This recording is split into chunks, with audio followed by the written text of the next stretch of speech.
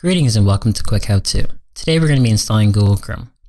So first we're going to go to our Microsoft Edge, our default web browser. And then we're going to search in Bing. I'm going to search Google Chrome. From there, we can go scroll down until we see Google Chrome web browser. Click on that. And then we're going to click Download Chrome.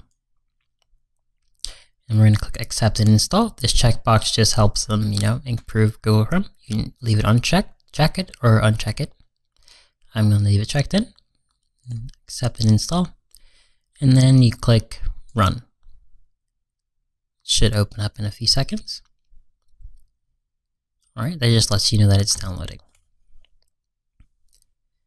And then we'll have this flashing shield here, letting you know that it's going to require some admin or some rights to install this program. Click yes. It's downloading, installing. This will take different times on your machine.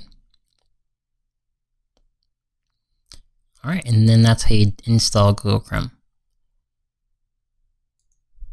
So this is how you get your Google Chrome set up. And to make it your default web browser, you're gonna go over here, type in default apps.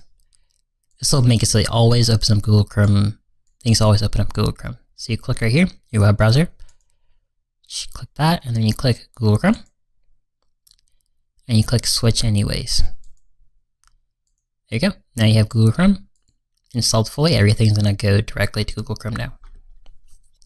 Alright, thank you guys for watching. And if you guys have any questions or would like me to make another video, leave a comment in the comment section down below and leave a thumbs up. Thank you.